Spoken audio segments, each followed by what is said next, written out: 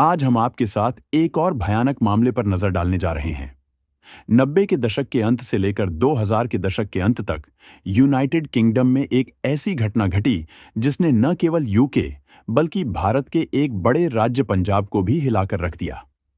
इस दशक के दौरान एक हत्या की साजिश इतनी चौंकाने वाली रची गई कि हत्यारों की मानसिकता के बारे में जानकर आपका खून खौल उठेगा। 1987 में सुरजीत कौर सिर्फ 16 साल की थी।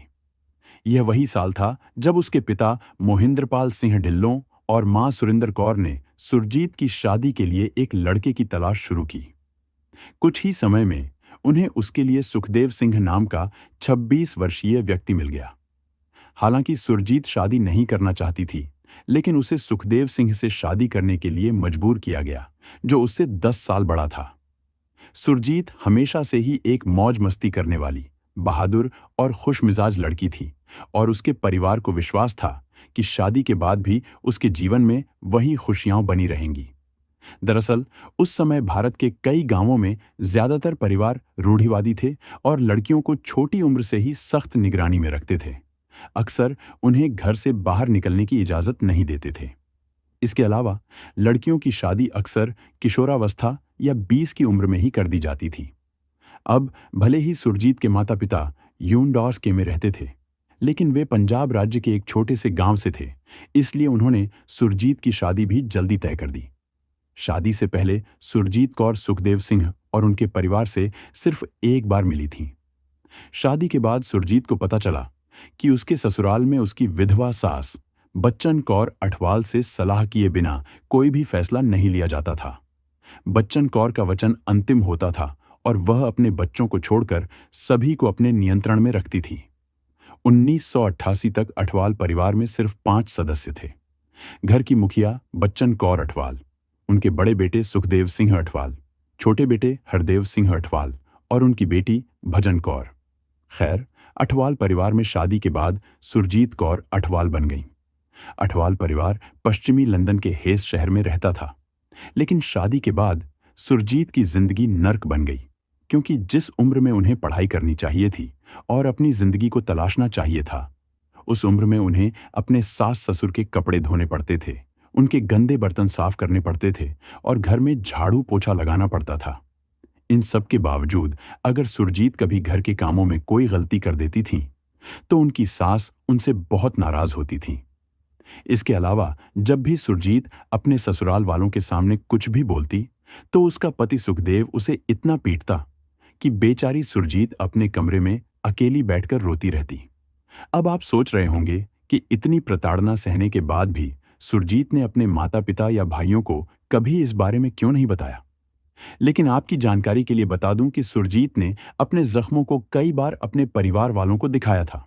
हालांकि उन्होंने उसे यह कहकर चुप करा दिया कि यह तो बस कुछ दिनों की बात है। अगर तुम धैर्य से काम लोगी तो एक दिन तुम अपने ससुराल वालों का दिल जीत लोगी और फिर सब ठीक हो जाएगा।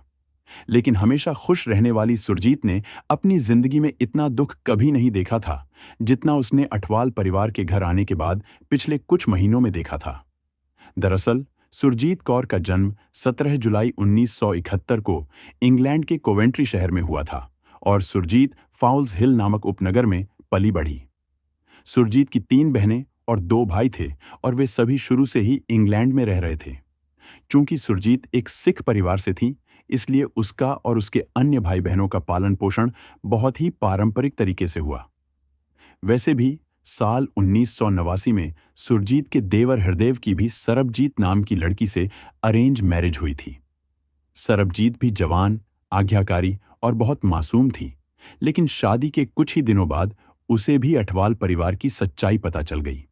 दरअसल घर में बच्चन कौर अपनी दोनों बहुओं के साथ एक जैसा ही व्यवहार करने लगी। उन्हें दिन भर खाना बनाना, साफ सफाई करना और अठवाल परिवार की हर आज्ञा का पालन करना पड़ता था। असल में उनके साथ अब अठवाल परिवार की बहुओं जैसा व्यवहार नहीं किया जा रहा था, बल्कि नौकरों जैसा व्यवहार किया जा रहा था। एक इंटरव्यू में सरबजीत ने बताया कि 1991 में जब सुरजीत और सरबजीत दोनों ही कुछ महीनों के अंतराल पर गर्भवती हुई थीं, तब भी उनके साथ गुलामों जैसा व्यवहार किया जाता था। खैर, सुरजीत और सरबजीत दोनों ने एक एक बच्चे को जन्म दिया, लेकिन उसके बाद भी बच्चन कौर का अपनी बहुओं के प्रति व्यवहार नहीं बदला। वह अपने पोते पोतियों के जरा सा रोने पर भी उन्हें डांटने लगती थीं। इस हद तक कि जब बच्चे थोड़े बड़े हो गए तो बच्चन कौर उन्हें दादी न कहकर मां कहने को कहती। बाहर से देखने पर अठवाल परिवार सबको बहुत धार्मिक और खुशमिजाज लगता था। पूरा परिवार पास के गुरुद्वारे में जाता था और जब भी कोई मिलता तो कभी नहीं बताता था कि घर के अंदर क्या चल रहा है। हालांकि घर की चारदीवारी के भीतर मासूम सरबजीत अपने पति और सास की डांट सहती रहती थी, लेकिन कई बार मार खाने के बाद भी सुरजीत कौर अपने पति और सास से भिड़ जाती थी। यही कारण है कि सुरजीत को सबसे ज्यादा हिंसा का सामना करना पड़ता था और इसीलिए वह इस गुलामी की जिंदगी से बेहद निराश हो चुकी थी। एक दिन सुरजीत ने फैसला किया कि वह घर छोड़कर नौकरी की तलाश करेगी ताकि कम से कम एक नौकरी के लिए वह आजाद महसूस कर सके। इसके बाद सुरजीत ने कई जगहों पर नौकरी के लिए कोशिश की और आखिरकार उन्हें लंदन हीथ्रो एयरपोर्ट पर कस्टम एजेंट की नौकरी मिल गई। यहां सुरजीत कौर के खूबसूरत और मिलनसार व्यक्तित्व की वजह से उन्होंने कई नए दोस्त बनाए और उनके साथ अपनी जिंदगी का भरपूर आनंद लिया। अपने दोस्तों से प्रभावित होकर उन्होंने कुछ पश्चिमी कपड़े और मेकअप का सामान भी खरीदा। हालांकि सुरजीत का यह बदलाव उनके पति सुखदेव और उनकी सास बच्चन कौर को पसंद नहीं आया। सुखदेव को लगा कि शायद उसकी पत्नी सुरजीत अब उसकी बात नहीं सुन रही है और उसके नियंत्रण से बाहर जा रही है। लेकिन हालात तब और भी बदतर हो गए जब जनवरी 1994 में लगातार झगड़ों से तंग आकर 23 वर्षीय सुरजीत अपनी 3 वर्षीय बेटी पवन के साथ घर से भाग गई। हालांकि कुछ ही दिनों बाद सुखदेव सिंह सुरजीत को ढूंढ लेता है और एक बार फिर उसे पीटता है और धमकी देता है कि अगर वह घर वापस नहीं आई तो वह उसे जीने नहीं देगा। हालांकि सुरजीत सुखदेव के साथ वापस जाने के लिए तैयार हो जाती है, लेकिन वह एक शर्त रखती है कि वह अब उसी घर में नहीं रह सकती। हैरानी की बात यह है कि सुखदेव सुरजीत की शर्त मान लेता है और कहता है कि वे जल्द ही अलग घर में चले जाएंगे। फिर सुखदेव अपनी मां बच्चन कौर से बात करता है और उनके बगल वाला घर खरीद लेता है। इसके बाद दंपत्ति अपनी बेटी के साथ अपने मुख्य घर के ठीक बगल वाले घर में रहने लगते हैं। हालांकि जब से सुरजीत नौकरी के लिए बाहर जाने लगी, सुखदेव को शक हो गया था कि उसका किसी और आदमी से संबंध है। नतीजतन 1997 में जब सुरजीत फिर से गर्भवती हुई और एक बेटे को जन्म दिया, तो सुखदेव ने बच्चे को स्वीकार करने से इनकार कर दिया और सवाल किया कि असली पिता कौन हो सकता है। सुखदेव की बातों ने सुरजीत को बहुत दुख पहुंचाया, लेकिन अब यह सिर्फ सुखदेव की बात नहीं थी। पूरा अठवाल परिवार सुरजीत को शक की निगाह से देख रहा था। अपने पति सुखदेव को गलत साबित करने की सुरजीत की लाख कोशिशों के बावजूद कोई भी उसकी बात सुनने को तैयार नहीं था। इस घर में सुरजीत का दम घुटने लगा। लंबे समय तक ससुराल वालों की कठोरता और हिंसा को सहने के बाद अब सुरजीत को ऐसे लोगों की जरूरत थी जो उससे प्यार करें। इस वजह से वह अपने सहकर्मियों के साथ ज्यादा से ज्यादा समय बिताना चाहती थी। एयरपोर्ट पर काम करने के दौरान सुरजीत की दोस्ती एक ऐसे शख्स से होती है जो उसकी कद्र करता है। वह उससे बड़े प्यार से बात करता है और जल्द ही सुरजीत उससे प्यार करने लगती है। सुखदेव को सुरजीत पर तब से शक था जब से उसने काम करना शुरू किया था, लेकिन अब जब भी सुरजीत सुबह काम के लिए घर से निकलती, सुखदेव हर दिन उसका पीछा करता। अगर सुरजीत कभी अपने दोस्तों के साथ बाहर जाती, तो सुखदेव उसे वहां भी ट्रैक करता। कुछ ही दिनों में सुखदेव को सुरजीत के अफेयर के बारे में पता चल जाता है और वह यह जानकारी अपनी मां, भाई और बहन को देता है। इस बारे में जानने के बाद अठवाल परिवार को लगा कि सुरजीत उनके परिवार की प्रतिष्ठा को खराब कर रही है, इसलिए उन्होंने फैसला किया कि उसे सबक सिखाने की जरूरत है। हालांकि जब सुखदेव ने अपनी पत्नी सुरजीत से इस बारे में बात की, तो सुरजीत को एहसास हुआ कि सभी को उसके अफेयर के बारे में पता चल गया है और इसलिए वह अपनी जिंदगी का सबसे बड़ा फैसला लेने के बारे में सोचने लगी। नवंबर 1998 में एक दिन सुरजीत ने सुखदेव से तलाक मांगा, लेकिन सुखदेव सिंह और बच्चन कौर ने सुरजीत के फैसले को स्वीकार नहीं किया। सुरजीत को पहले से ही पता था कि उसका पति अपनी मां के प्रभाव में तलाक के लिए राजी नहीं होगा। ऐसे ही दिन बीतते गए और फिर दिसंबर 1998 में एक दिन उनके मुख्य घर के लाउंज में एक मीटिंग हुई, जब सुरजीत घर पर नहीं थी। इस मीटिंग में बच्चन कौर, सुखदेव सिंह, हरदेव सिंह, भजन कौर और यहां तक कि सुरजीत की भाभी सरबजीत भी शामिल हुईं। चाय पीते हुए बच्चन कौर ने सभी से कहा, सुरजीत बेकाबू हो रही है और हमारे परिवार का नाम खराब कर रही है, इसलिए हमें उससे छुटकारा पाना होगा। मैंने भारत में किसी ऐसे व्यक्ति से बात की है जो सुरजीत को मार देगा और उसके अस्तित्व के सभी निशान मिटा देगा। सुरजीत के पति सुखदेव सिंह समेत सभी को बच्चन कौर का यह विचार बहुत पसंद आया, जो अपनी पत्नी को मरवाने के लिए तैयार था। लेकिन यह सब सुनकर सरबजीत बहुत डर गई। हालांकि वह सुरजीत को इस बारे में बताना चाहती थी, लेकिन अपने पति हरदेव और सास बच्चन कौर के डर से वह ऐसा करने की हिम्मत नहीं जुटा पाई। लेकिन अगले दिन सरबजीत कौर को आश्चर्य होता है जब उसकी सास बच्चन कौर उसे और सुरजीत को बुलाती है और कहती है, भारत में हमारे रिश्तेदार के यहाँ 2 शादियां हैं और मैं उन दोनों में शामिल होना चाहती हूँ। लेकिन मेरी इच्छा है कि तुम मेरे साथ चलो, क्योंकि जब से तुम इस घर में आई हो, हम सास बहू के तौर पर अपने शहर से बाहर कहीं साथ नहीं गए हैं। इसके अलावा बच्चन कौर सुरजीत से यह भी कहती है, जब हम लंदन लौटेंगे तो तुम सुखदेव से तलाक ले लेना। सुरजीत को यह बिल्कुल सामान्य लगता है और वह खुश भी होती है कि आखिरकार उसे तलाक मिल जाएगा और वह एक स्वतंत्र जीवन जी सकेगी। लेकिन सुरजीत को यह नहीं पता था कि लंदन से भारत की यह यात्रा उसके आखिरी दिन साबित होगी। अब भारत यात्रा की तैयारियां शुरू होती हैं और हवाई जहाज के टिकट खरीदे जाते हैं। लंदन से प्रस्थान की टिकट 3 दिसंबर 1998 की थी और उन्हें कुछ दिन भारत में रहना था।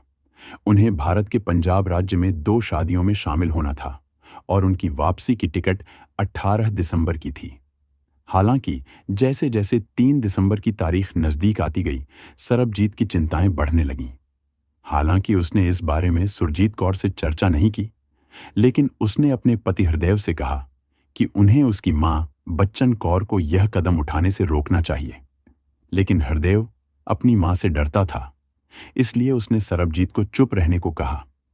सरबजीत सीधे तौर पर सुरजीत को यह बात नहीं बता सकती थी, क्योंकि उसे डर था कि अगर उसने बच्चन कौर की योजना सुरजीत को बता दी और बच्चन कौर और उसके बेटों को पता चल गया तो पता नहीं वे उसके साथ क्या कर सकते हैं। लेकिन यहां सरबजीत को सुरजीत की जान की भी चिंता थी, इसलिए सुरजीत को बचाने के लिए वह बच्चन कौर और सुरजीत की फ्लाइट से कुछ घंटे पहले अपने घर से दूर चली गई और एक फोन बूथ से क्राइम स्टॉपर्स को कॉल किया। इस कॉल में सरबजीत ने क्राइम स्टॉपर्स ऑपरेटर को मीटिंग के बारे में बताया, जहां पहली बार बच्चन कौर ने सुरजीत को मरवाने की बात कही थी। इसके साथ ही सरबजीत ने क्राइम स्टॉपर्स को सुरजीत की फ्लाइट का नंबर भी दिया। साथ ही उसी दिन सरबजीत ने अपने स्थानीय पुलिस स्टेशन को एक पत्र लिखा, जिसमें उसने घर पर हुई मीटिंग का ब्यौरा दिया और मौजूद सभी परिवार के सदस्यों की सूची दी। उसने भारत में उस स्थान का भी उल्लेख किया जहां सुरजीत और बच्चन कौर रहने की योजना बना रहे थे और तत्काल कार्रवाई का अनुरोध किया। हालांकि सरबजीत ने पत्र में अपना नाम शामिल नहीं किया, क्योंकि वह अपने ससुराल वालों के सामने खुद को उजागर करने का जोखिम नहीं उठा सकती थी। वैसे भी 3 दिसंबर को सुरजीत ने अपनी 7 साल की बेटी और 9 महीने के बेटे को अलविदा कहा और अपनी सास बच्चन कौर के साथ हवाई अड्डे के लिए रवाना हो गई। यह देखकर सरबजीत घर के अंदर चली गई और अपने कमरे में जाकर रोने लगी, क्योंकि उसे डर था कि अब सुरजीत कभी वापस नहीं लौटेगी। हालांकि सरबजीत ने सुरजीत की जान बचाने की पूरी कोशिश की थी, लेकिन उसे न तो क्राइम स्टॉपर्स की तरफ से कोई जवाब मिला और न ही पुलिस ने उसके पत्र का जवाब दिया। वास्तव में पुलिस ने कोई जांच नहीं की।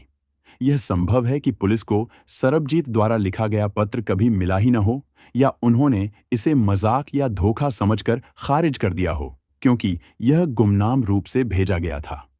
खैर, अब तारीख आती है 18 दिसंबर 1998। बच्चन अठवाल सुरजीत के बिना अकेली भारत से लौटती है। यह देखकर सरबजीत को शक होने लगा और जब उसने अपनी सास बच्चन कौर से सुरजीत के बारे में पूछा तो बच्चन कौर ने कहा, सुरजीत को पंजाब में बहुत मजा आया, इसलिए उसने कुछ और दिन वहां रहने का फैसला किया।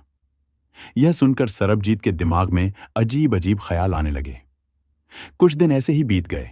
लेकिन जब सुरजीत के पिता को पता चला कि उनकी बेटी सुरजीत 3 दिसंबर को अपनी सास बच्चन कौर के साथ भारत गई थी, लेकिन 18 दिसंबर को बच्चन कौर अकेली लौटी, तो उन्होंने बच्चन कौर से अपनी बेटी के लापता होने के बारे में पूछा। हालांकि बच्चन कौर ने सुरजीत के पिता को एक मनगढ़ंत कहानी सुनाई, जिसमें कहा गया कि सुरजीत को भारत में एक और आदमी मिल गया और फिर वह उसके साथ किसी अनजान जगह भाग गई।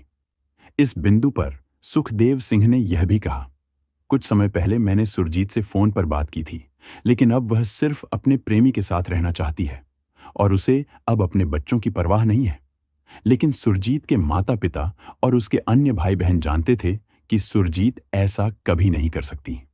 इसके कारण 21 दिसंबर 1998 को सुरजीत का भाई जगदीश सिंह पुलिस के पास जाता है और सुरजीत की गुमशुदगी की रिपोर्ट दर्ज कराता है। इसके बाद पुलिस आधिकारिक तौर पर अपनी जांच शुरू करती है। उस समय पुलिस ने उस तरह से जांच नहीं की जिस तरह से उन्हें करनी चाहिए थी, जिसके कारण अठवाल परिवार अपने दैनिक जीवन में व्यस्त रहा। इस बीच सुरजीत के भाई जगदीश सिंह और उनके पिता लगातार पुलिस के पीछे लगे रहे। कई बार ब्रिटिश विदेश कार्यालय जाकर इस बात पर जोर देते रहे कि उन्हें सुरजीत को खोजने के लिए भारत में भी जांच करनी चाहिए। दूसरी ओर अठवाल परिवार का हर दिन इस डर में बीतता था कि कहीं सुरजीत और उसके बच्चों के साथ कुछ भयानक न हो जाए। हालांकि फरवरी 1999 में सुरजीत के पति सुखदेव ने सुरजीत के 1 लाख के जीवन बीमा का दावा करने का प्रयास किया। सुखदेव इस प्रयास में असफल रहे और अंततः पुलिस जांच से बचने के लिए उन्होंने सुरजीत के खिलाफ अदालत में तलाक के लिए अर्जी दी। तलाक की अर्जी में सुखदेव ने दावा किया कि उनकी पत्नी भारत चली गई है और किसी दूसरे आदमी के साथ भाग गई है। फिर भी मई 2000 में मेट्रोपॉलिटन पुलिस ने भारत में सुरजीत की हत्या की साजिश रचने के आरोप में अठवाल परिवार के 4 सदस्यों को गिरफ्तार किया। चारों में घर की मुखिया बच्चन कौर, उनके 2 बेटे सुखदेव सिंह और हरदेव सिंह और सरबजीत कौर शामिल थे। हालांकि उन्हें सिर्फ 1 दिन के लिए ही पुलिस स्टेशन में रखा गया। कुछ पूछताछ के बाद पुलिस ने बिना किसी आरोप के सभी को रिहा कर दिया। पुलिस को शक था कि सरबजीत भी बच्चन कौर की योजना में शामिल हो सकती है और वह जानबूझकर पुलिस को अधूरी कहानी बताकर खुद को बचाने की कोशिश कर रही थी। सरबजीत को बहुत ठेस पहुंची क्योंकि वह असल में सुरजीत के लिए न्याय की मांग कर रही थी। इसके बाद पुलिस ने शहर के कोने-कोने में सुरजीत के लापता होने के पोस्टर चिपका दिया और उसके बारे में कोई भी जानकारी देने वाले को 10,000 पाउंड का इनाम देने की घोषणा की। इसके बावजूद कई साल बीत गए और सुरजीत के बारे में कोई भी जानकारी पुलिस तक नहीं पहुंची। जैसा कि मैंने पहले बताया, सुरजीत के लापता होने के बाद से ही सरबजीत अठवाल परिवार में लगातार डर के साए में रहती थी। नतीजतन 2004 में शारीरिक और मानसिक रूप से कमजोर होने के कारण सरबजीत को पैनिक अटैक आया और उसे अस्पताल ले जाया गया। लेकिन जब सरबजीत अस्पताल में ठीक होने लगी तो उसने फैसला किया कि वह किसी भी कीमत पर अठवाल परिवार से सारे रिश्ते खत्म कर लेगी। इसलिए जब सरबजीत को अस्पताल से छुट्टी मिली तो वह सीधे अपने पिता सहवाबत के घर गई, जहां उसने उन्हें उस मीटिंग के बारे में बताया जिसमें सुरजीत की हत्या की योजना बनाई गई थी। ये कहानी सुनकर सहवाबत ने अपनी बेटी सरबजीत से पुलिस के पास जाकर बयान देने को कहा। सरबजीत ने हिम्मत दिखाई और पूरी कहानी बताने के लिए पुलिस स्टेशन गई। हालांकि जब पुलिस ने 2005 में केस को फिर से खोला और अठवाल परिवार से फिर से पूछताछ शुरू की तो सरबजीत और उसके पिता को जान से मारने की धमकियां मिलने लगीं। Detective chief inspector Clive Driscoll के नेतृत्व में मेट्रोपॉलिटन पुलिस के कुछ अधिकारी मामले में सबूत इकट्ठा करने और संदिग्धों से पूछताछ करने के लिए 10 दिनों के लिए भारत गए। जटिल जांच के बाद पुलिस ने 3 नवंबर 2005 को बच्चन कौर, सुखदेव अठवाल और सरबजीत के पति हरदेव सिंह को आधिकारिक तौर पर गिरफ्तार कर लिया। अगस्त 2006 तक यह साबित हो गया कि बच्चन कौर और सुखदेव सिंह ने सुरजीत कौर की हत्या की साजिश रची थी। हालांकि जब हत्या की पूरी कहानी सामने आई तो सभी चौंक गए। भारत पहुंचने के बाद बच्चन कौर और सुरजीत को दर्शन सिंह नाम के एक व्यक्ति ने उठाया, जो बच्चन कौर का भाई था। इसके बाद 5 और 6 दिसंबर को सुरजीत और बच्चन कौर पंजाब में 2 शादियों में शामिल हुए। कुछ दिनों बाद सुरजीत को शॉपिंग करने जाना था, इसलिए बच्चन कौर ने उसे कुछ पैसे दिए और कहा कि वह अपने भाई दर्शन सिंह के साथ शॉपिंग पर जाए। बाद में दर्शन सिंह और उसके एक दोस्त ने अपनी जीप स्टार्ट की और सुरजीत उसमें बैठ गई। थोड़ी देर बाद जब सुरजीत को प्यास लगी तो दर्शन सिंह ने उसे अपनी गाड़ी से पानी पिलाया, लेकिन पानी में नशीला पदार्थ मिला हुआ था। नतीजतन सुरजीत बेहोश हो गई और दर्शन सिंह और उसके साथी ने उसका गला घोंटकर हत्या कर दी। इसके बाद उन्होंने सुरजीत के सारे गहने उतार दिए और उसकी लाश रावी नदी में फेंक दी, जो आज तक बरामद नहीं हुई है। बहरहाल 2025 अप्रैल 2007 को सेंट्रल क्रिमिनल कोर्ट में मुकदमा शुरू हुआ और 3 महीने तक चला। सरबजीत ने 3 दिनों तक कोर्ट में बच्चन कौर और सुखदेव सिंह के खिलाफ गवाही दी। उसके बाद बच्चन कौर और सुखदेव सिंह दोनों को आजीवन कारावास की सजा सुनाई गई। जब बच्चन कौर को सजा सुनाई गई तब उनकी उम्र 70 साल थी, जिससे वह आपराधिक इतिहास में आजीवन कारावास पाने वाली सबसे बुजुर्ग महिलाओं में से एक बन गईं। हालांकि 20 साल की सजा काटने के बाद बच्चन कौर पैरोल के लिए पात्र हो सकती थीं और सुखदेव सिंह 27 साल की सजा काटने के बाद पात्र हो सकते थे। मार्च 2009 में बच्चन कौर ने अदालत में अपनी सजा के खिलाफ अपील की। हालांकि सजा के खिलाफ उनकी अपील खारिज कर दी गई, लेकिन उनकी बढ़ती उम्र और बीमारी के कारण उनकी न्यूनतम सजा घटाकर 15 साल कर दी गई। नतीजतन 2022 में बच्चन कौर को जेल से जमानत पर रिहा कर दिया गया। हालांकि दुखद बात यह है, दर्शन सिंह और उसके साथी कभी पकड़े नहीं गए। दूसरी ओर सरबजीत ने अपने पति हरदेव सिंह को तलाक दे दिया था और अपने 4 बच्चों के साथ दूसरी जगह चली गई थी।